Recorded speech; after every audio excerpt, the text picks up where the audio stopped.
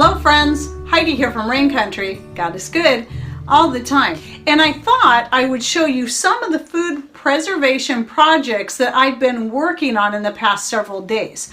So a few days ago, we were blessed with, I'm guessing, about 50 pounds-ish of red onions and that much more of tomatoes, aroma tomatoes even, which is great because I love making sauces and salsas out of them. So I got busy preserving them in many different ways. So obviously one of them was just to take the tomatoes and I just process them up and then I can them just plain as they are. I do add a little bit of salt and of course vinegar because I'm using the hot water bath method. So even though tomatoes are acidic and you're supposed to be able to hot water bath them, it's always a good idea to add a little bit of at least 5% acidity, vinegar or even lemon juice to that. And I believe it's like a couple tablespoons. I usually put up to a quarter cup just to be on the safe side.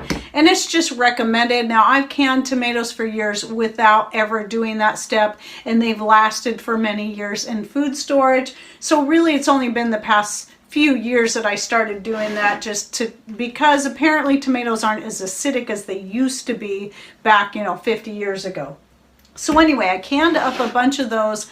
I think, I don't remember how many I ended up getting, but I did run at least 2 or 3 loads of these. And then I also, still talking about the tomatoes, I also made a big batch of chili and a big batch of spaghetti sauce. And in those, I was able to use up quite a bit of the onions, adding those to the chili and to the spaghetti sauce. And so then I canned those up for food storage. Now I don't usually can up my spaghetti sauce, but since I was trying to use all this up, I figured it would be a good idea to go ahead and do it again. And it is nice to have it on hand when I need it, even though to me, making spaghetti sauce out of a jar of tomatoes and throwing the stuff in really doesn't take long. And I prefer to do that, but since I was making spaghetti that night anyway, I decided I'll just make a huge batch and then go ahead and can some of that up. That will fill up some of the spaces in the canner that the chili doesn't take up. Well, I actually ended up having more than enough of both that I filled up the canner and then still had enough left to make dinners for a couple of nights out of both the sauce and the chili. So that was really good. Now here was the other thing I did was back in 2015 I had canned up a whole bunch of ground beef. Just like that, you brown it, put it in the jar, and then can it. And I tell you what, it's so good right out of the jar. I love it. But I have found I don't prefer it for as much for adding to sauces and things. It's still good. I just don't like it as much as I do the dried ground beef or ground venison. This is actually a blend of the two.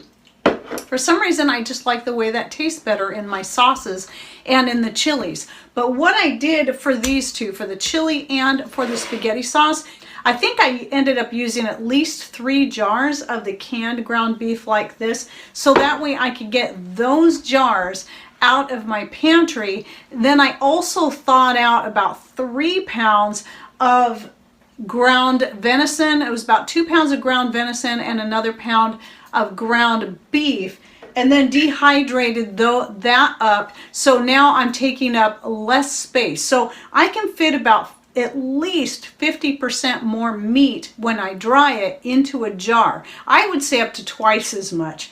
And so this takes up less space and is much easier to use. On top of that, I can open it up, use as little or as much as I want out of the jar, and then reseal it and put it back into storage, which is what I've been doing with one of the first jars that I did. This is the 3rd batch I've done like this. Now, I did do a video you might have seen fairly recently on how I do this process that I will go ahead and link to down below in the description box. Just make sure that you click on show more, which should be about right here below the video, or that little gray arrow if you're on a smart device, which should be right down over here.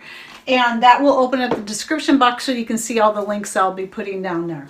So anyway, by doing that, using up some of that home canned beef that was like this, I freed up just a little more space in the pantry and then taking out some of the ground meat out of the freezer, I freed up more space there, and so I made more space all the way around by doing that. And so that was one of the things with all these tomatoes and onions, I managed to accomplish a whole bunch of different things at the same time. So there is that. Now the other thing I did, this was actually the first thing I did, was I thought, why not can up onions? I'd never actually heard of anyone just canning up onions plain, but I thought, do people do that? I mean, I knew I could. The question was, does it turn out? So I did a little bit of research online and found out, yes, people do can up onions. Now, I just did a raw pack method. Really, when it comes to anything, it's actually best to cook it down a little bit because you're going to be able to fit more in there and have less issues with air bubbles as well. But because I was in a hurry to get all this taken care of and had a lot to deal with, I just raw packed it. And also I was hoping to kind of prevent it from being overcooked, the onions. And I haven't tried them yet, but they sure smelled good coming out of the canner. And I think they look really good. Even though they lose all that red color, because, you know, we've got red onions here, I still think they look really good. And I can see if I was to make a soup or a stew out of this, just taking this whole jar and dumping it in there, so the liquid in here would become some of the broth in the soup itself, and then having the onions as well. I think that would be really tasty. And then another thing I was thinking, if you're using the onions by themselves, you strain out that liquid, you could then take that liquid and turn it into a gravy. I think that onion flavored broth would make a really good gravy. These are just some ideas I have that I'll be trying down the road eventually. And if you have any ideas of other things that you could think to use, either the onions themselves or use the thing as a whole, or even the liquid in there, what other ideas would you have to use the broth from the onions? I just know it's going to taste good in a lot of things. So even after doing all that, I still had at least 20 pounds of onions left. I still have a lot of onions left. And here's a couple of them right here. I still have a lot. I think there's probably still 20 pounds out there. But anyway, I took some of them and made some kimchi. So these are actually ready to go in the refrigerator. So I got 3 batches of kimchi going. And yes, I have a video that I did on how I make kimchi. This is actually the brine-free method. But in that video, I also discuss how to make it with the brine, which is the way I used to do it many years ago. But now I use the fermentation starter method. I still had a lot of onions left. And so what I'm doing now is I'm taking some of them and I'm going to ferment them like I've done with my garlic, so that when I'm wanting to use them in a stir fry, just keep it in plain. So I did put a little bit of salt in here. I got my fermentation starter. So I just started these a little bit ago, and I'm going to be doing a couple more jars and then just keep it in the fridge once they're fermented. And then when I just want some quick onions to throw into a stir fry or an omelet or something like that, I can just scoop some out and do it that way. And that way, this is just a way that I can preserve them but keep them kind of more in their raw form. So I'll be doing that, and then I'll probably be dehydrating up a bunch as well. It's just I didn't get started on that right away because I knew it's going to take me days and days and days to dehydrate all these onions, so I wanted to do a bunch of other things with them first. So anyway, I will be dehydrating at least some of them, but I do have a lot of dehydrated onions that I got from Mother Earth products, and that was the other reason why I wasn't as concerned of having a bunch of dehydrated onions. But since I still have tons left and I can't fit them all in my refrigerator like that, I will need to be getting busy to dehydrate those as well. And also for this, the fermentation starter I'm using, I talked about this, I think it was in a This and That video that I'll link to down below. I started this one so I could prove that yes, you can make a fermentation starter out of something other than fruit or even ginger. You can just use some wild herbs or any herbs that you've got going in your garden that you think would work good. And so this one was made all with red clover and dandelion flowers. And as you can see, the colors have faded. That's natural. That will happen to your fruit too, as it sits in there and gets infused into the fermenting sugar water. And so this is partly used because I already made one batch. I haven't refreshed it or added more to it because I'm going to do 2 more batches of onions first. Then I'll be adding a little bit of sugar and then topping it off with water and then keeping it out on my counter so it can get good and bubbly again before I put it back in the fridge until I need it again. One more thing I wanted to mention before I forget. Back here, my mead, it's been 30 days at least and it's still bubbling. So I'm allowing, it's bubbling slowly, but I'm going to allow that to continue for at least a few more days until it's pretty much stopped. Now, if you like a fizzy mead is good. Just consider how you're going to store it. You want to make sure that you store it in good jars, not recycled jars, preferably the Italian jars, swing top jars. I've never had any of, or bottles, I've never had any of those break on me. But I also use these to store it in. So because these are wine jugs anyway. So that's, I tend to store it in those when I'm not using the other bottles. But if you're gonna store it in a cheaper bottle, you wanna make sure it's completely done fizzing or it can burst your bottle.